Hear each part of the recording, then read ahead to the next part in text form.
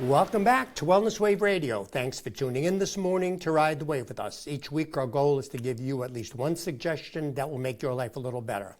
My name is Phil George. I'm a clinical biochemist, a certified personal trainer, and health coach. Please remember that everything we discuss on the show is for informational purposes only and should not be taken as medical advice. Always seek the guidance of your medical professional. So I'm going to go over, actually, this is going to go over a slideshow. So actually, Art, why don't we go to the next slide? This is the presentation I've given at Inspiring Insights, and this is in Plainville. They're a mental health organization. They deal with depression, a drug addiction, schizophrenia, stuff like that. These are all mental health professionals. And I'm a biochemist, so I kind of come to things more to do with the mechanism of action, or exactly what causes certain things. So one of the things they asked me to go, there's a new thing called metabolic psychiatry. Or in other words, instead of giving you a whole bunch of drugs, maybe what you want to do is look at maybe the nutritional component of it. And this is a big thing right now in mental health psychiatry, but it goes beyond just that, because the other issue is, whatever your body health is, it affects your brain. Your brain and your body are not two separate entities. Those things work together. And if your physical health is messed up, if your biological health is messed up, it's going to mess up your brain, because the two are interconnected. So what I did for this particular group, I give a monthly seminar down there, whatever they want me to cover, in terms of the biochemistry related to what they're doing. And so, this is the slideshow presentation I've given to them. So I'm going to go over that slide by slide. So first slide, Art. I like this particular. You guys can obviously read this. This is an old Cherokee saying, and I'll just paraphrase it here. So what this is saying is basically, it's also in the Bible, as you think, so shall you be. So the grandson goes to the chief, and he asks, and the chief says to his grandson, he says, you have two wolves living inside of you, and they're in a constant battle. And then the grandson says to the chief, well, which wolf wins? And he says, the one that you feed.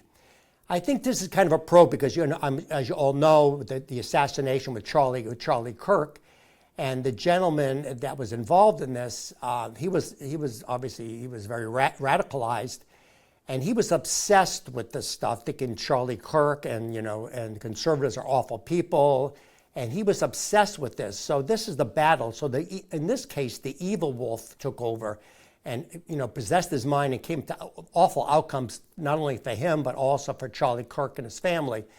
So again, what you're thinking about all the time is going to kind of dictate your life.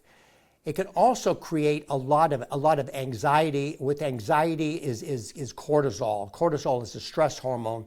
That can affect your health and everything else.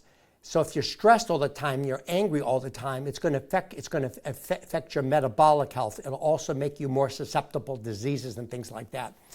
Okay, so next slide, Art. This is the gentleman, this is Chris Palmer. He wrote a very famous book called Brain Energy. So if you have a chance, read it. So Chris Palmer, he's a graduate of Harvard University. He's a psychiatrist. But he works at McLean Hospital, arguably the best psychiatric hospital in the world. In fact, when I give the presentation, we have all these mental health professionals out there, and I'm talking to them, and I can see what they're doing. And when I mentioned that about McLean in Boston, their heads were nodding up and down. They knew this. So again, I'm not a educated mental health professional. I'm a biochemist. But these people, this is their field, and this is exactly what they do. So what Chris Palmer talks about now, he's talking about, again, brain energy. Okay, what's the next slide after that, Art? We talked about the rate of depression right now in this country. You can see the graph here. It's going through the roof. So one of the things involved in terms of depression, you guys probably remember from your high school biology, the mitochondria, the powerhouse of the cell. And this is where the brain energy comes in. we have more mitochondria in our brain, per neuron than in any other part of our body. So we have to produce the energy. Now, even though this particular show will be on brain health related to depression, psychiatry, and things like that, what the big issue here is, it also relates to everything else. And now they're calling Alzheimer's, dementia, type 3 diabetes, because the mitochondria in the brain are not working correctly. So mitochondria, the way it works is you have something called the electron transport chain. And it's kind of like an assembly line. It goes from complex 1, complex 2, complex 3, and at the end it spits out ATP, which is the energy molecule. So just like if you're running a race or something like that and you run out of energy, you don't have enough energy to keep running, your brain works the same way. If you've ever been involved in a very long task, I used to play a lot of chess. And what would happen, chess over the board would go for hours and hours and hours, and you're using up a tremendous amount of energy in your brain. And when I used to play chess, what I did is, if I played somebody else, and if I'm in better physical health and mental health, I know eventually their brain power would start shutting down and they would make a mistake. My whole thing was to outlast them mentally, so I'm keep producing the mitochondria. You guys probably remember Bobby Fischer, one of the greatest chess players of all time out of this country. Chess players, they also exercise on a regular basis because the exercises, they want enough energy to power their brain. So that's one of the things that Chris Palmer's talking about, is to be able to keep your brain going. There was a really famous case, a court case. It's called the Twinkie defense. It was actually also a very famous movie, and what the movie was about. The movie was about Harvey Milk, who was the mayor of San Francisco, and this kid wound up, kind of like what happened with Charlie Kirk, wound up shooting him and killing him. So his lawyer went in there, and this guy was up, obviously, with the death penalty, and he got him off on something called the Twinkie defense. And what he said was, he says, this kid was fine, but he kept eating all this junk food, and it messed up his brain, and his brain wasn't working correctly. He was temporarily insane. And he got him either a reduced sentence or off on that. And this is in the law books today. It's called the Twinkie defense, to where basically if you had kids and you feed your kids sugar, they're bouncing off the walls because their brain's not working correctly. Okay, Art. So what's the next slide? So prior to the pandemic, the mental health and substance use disorders were affecting about, 3 billion people throughout the world. It's even higher now because you probably heard about, our diet right now is kind of messed up. What's the next slide, Art? So this is called the neuroscience of depression. Depression is a huge issue. People getting depressed. So we're going to go over with you why that is. Okay, next slide, Art. Robin Williams. Now, I would have never ever thought in a million years that Robin Williams was depressed. The guy was really funny. Mork and Mindy, all the great shows he was on. In fact, they interviewed his son later on. He says a lot of people, what they do, they're depressed, but they can fake it. They can fake it very well. Okay, next slide, Art. Okay, this is one of the things a lot of people don't know. In fact, my sister's a psychiatric nurse, and she taught psychiatric nursing, and she didn't know this. That you guys probably heard of serotonin. It's a neurotransmitter. So serotonin is kind of the feel-good hormone. So if you're depressed, you're not producing as much serotonin. So what they give people on depression is something called SSRI, selective serotonin reuptake inhibitors. And what it does is it creates more serotonin in the brain. But what a lot of people don't realize, 90% of your serotonin is actually produced in your gut. In fact, what happens is the father of medicine, Hippocrates, said all disease begins in the gut. So again, as a biochemist, I want to know the mechanism of action. So unfortunately, most allopathic Western medicine doctors and psychiatrists, what they do is they wind up treating the symptoms and not the disease. So they give you this, but actually your problem could be what they call dysbiosis, which means your gut's messed up. You don't have the right kind of bacteria in your gut. If you don't have the right bacteria in your gut, you cannot make serotonin. If you can't make serotonin, you have a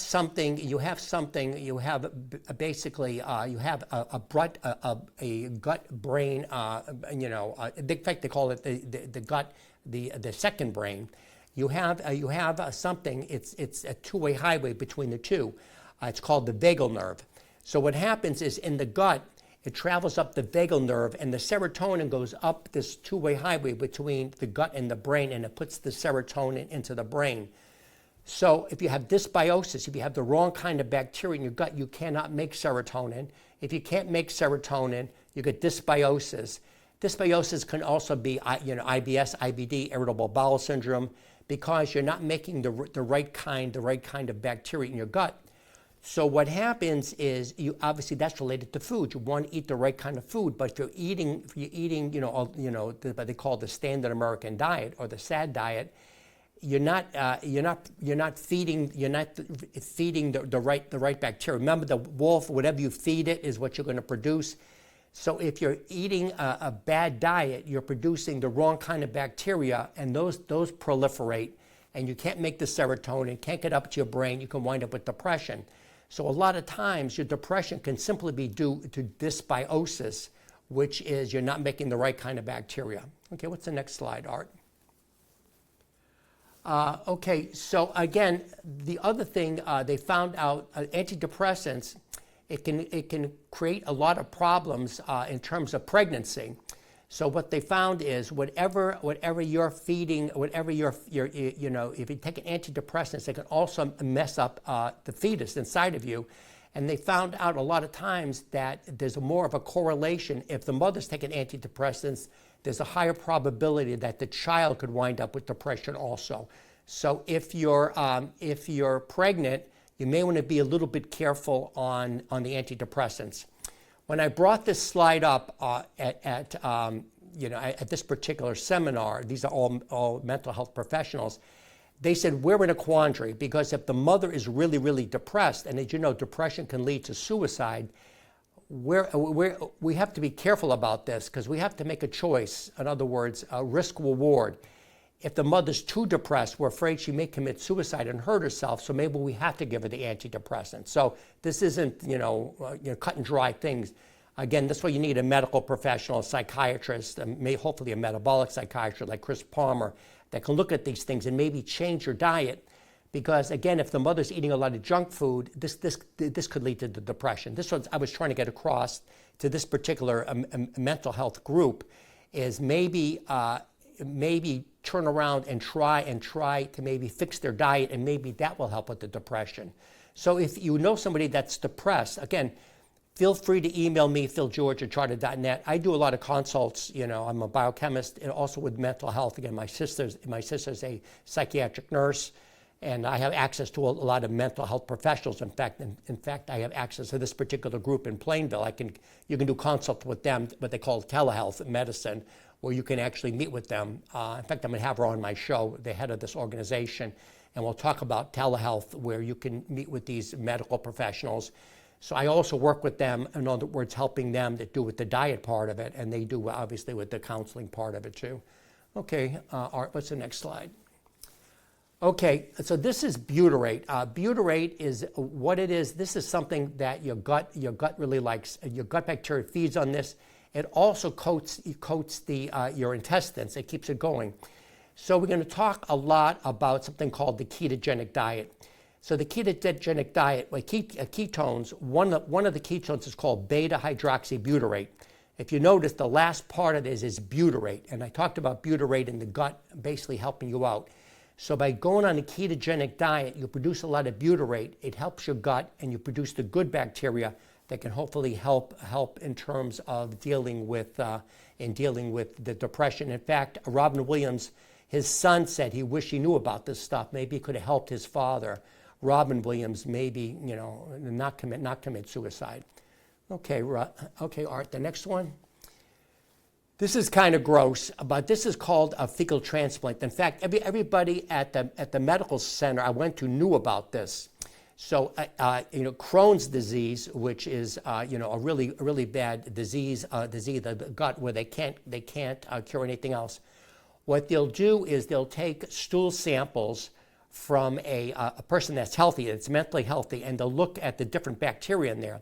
And what they'll do is they'll transplant some of the stool from the healthy person into the unhealthy person. And they've done this with mice and stuff. And they found out that by doing the fecal transplant, it cured the depression. So this is one thing that they do. It also cures Crohn's disease. So this is a medical procedure, transplanting the good feces into the person with the bad feces.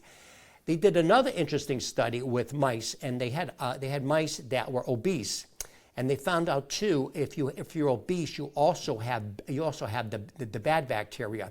And what they did is they transplanted mice that were healthy into the obese mice, and the obese mice actually became healthy. They became thin because they transplanted the feces from the healthy into the bad.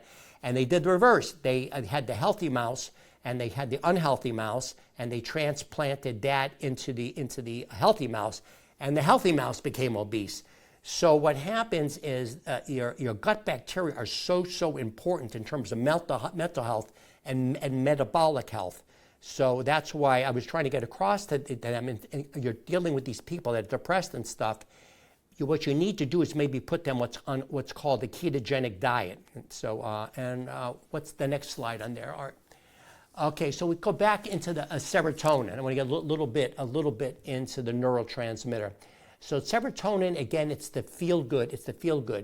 And if you don't have enough of the serotonin, you're depressed because you don't feel good, obviously. So what you want to do is you want to get the serotonin up. There's another neurotransmitter. It's called dopamine. And dopamine is also has a good feeling, but what it does, dopamine gives you an incentive to get up and do things. So people with depression can have also a serotonin lack and also a dopamine lack. Good example of dopamine, what the difference is. So serotonin is feel good. Dopamine is kind of I want to get up, I want to do things. Good example is gambling.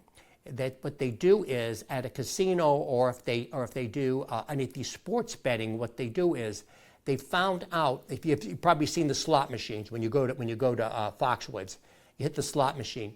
They found out what produces dopamine in people that are addicted to gambling is as it's going around, that's what's reducing the dopamine. It's the anticipation of reward. So dopamine is the anticipation of reward, and want you to keep going. Good example is, in fact, at the seminar I gave at this mental health center, she said that she knew people, and you guys may know people like this, that are runners. And they have to run every day. If their knee hurts, anything hurts, they have to keep running because what it does is it releases a lot of dopamine, makes them feel good and gives them more incentive to run again. But like anything else, with any type of a drug, in a way, these are like drugs, dopamine and serotonin. If you drink, like if you wind up drinking, if you maybe have one beer or one cocktail, you get you a little bit buzzed. But if you keep drinking, eventually you're going to need to drink more and more to get the same exact buzz. Same thing with cocaine or any of these type of neurotransmitters. Good example is also with marijuana. So with the marijuana, you start having a little bit of marijuana, some cocaine and things like that. In the beginning, it'll give you a huge high. But if you keep doing it, what happens is your body becomes more and more resistant to it. You have something called dopamine and serotonin receptors in your brain. So what happens if you keep feeding it over and over again, it gets desensitized to it. So you need more and more. So in the beginning, you may take these particular things to make you high, to make you feel good. But as you take more and more of it on a regular basis, what's going to happen is you're going to need more and more of it. That's how people become addicted. So as they become addicted to it, then when they don't have it, in order to feel normal again, just to get back to your baseline, you have to take more of it. That's where you have to be careful of this addiction. And that's what happens with gambling addiction. A good example, they have these things, these crime things on TV. And a good example of this, there was this woman that was addicted to gambling. And she, in order to feel normal again, she had to keep gambling. And her husband, seeing she was wiping out the bank account, she kept on gambling. He says, honey, he says, we can't pay the mortgage, we can't do this, we can't do that because of the gambling, you've got to cut it out. What she did is she actually killed her husband. She killed her husband, she wiped out the bank account, and she took off, and she went all over the country. And what happened with her, they were trying to find her, but they couldn't find her. She was driving, and she kept on going from place to place. She wound up going to Florida, where there's a lot of casinos down there, and she met friends. She was a middle-aged woman. She made friends with this woman, and they got along really well. And she says, "Look, I'm staying at a hotel. Do you mind if I stay at your condo?" This is actually a true crime or something like that. It's actually really happened. And she went in, and she wound up killing this woman, taking all of her identity. So she took her identity, and she used her credit cards and stuff, and kept on gambling. To be honest, I forgot how the story turned out, if they caught her or not. But she was so addicted, this dopamine, she was so addicted to gambling, she was killing people to keep her addiction going, to keep it going. So this dopamine, that's why people get so addicted to drugs. The whole thing about when people were taking OxyContin and stuff, and they had to go out to the street, that they were getting heroin and things like that, just to make them feel normal again, and they would rob from their own families and stuff. So this dopamine addiction is really, really strong. So you have to be really, really careful about it. The other one, obviously, other drug addiction is nicotine. So what I started doing an experiment. So they have something called Lucy gum, and what nicotine does, it gives you a feeling of you feel good. That's why people smoke. And the other thing it does, it also makes your brain work better. So a lot of artists, they go out on stage, rock performers and stuff like that, they may take some type of a nootropic. A nootropic just means something that makes your brain work better.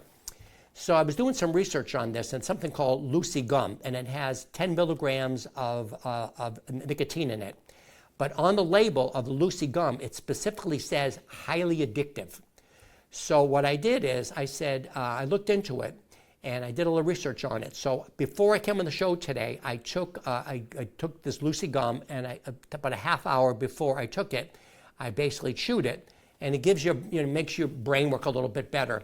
But I have a radio show on Saturday and Sunday. So before the radio show, I take a little bit of Lucy gum Saturday, a little bit Sunday, and a little bit today. But I don't take it any other time.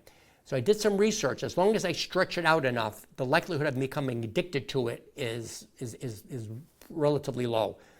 If I ever feel that I need to, I'll just stop it, or I'll back off on it. So that's one of the things with nicotine. So this a lot of performers do this, to where they'll wind up taking something, and they go on stage. The whole thing with Michael Jackson, he was mainlining this thing. So what you would do is we used to call it black beauties, or amphetamines.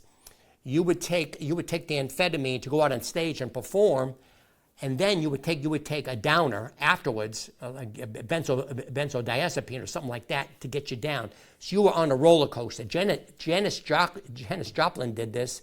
Jimi Hendrix did this. That's why they died at such a young age. They were going back and forth with the whole thing.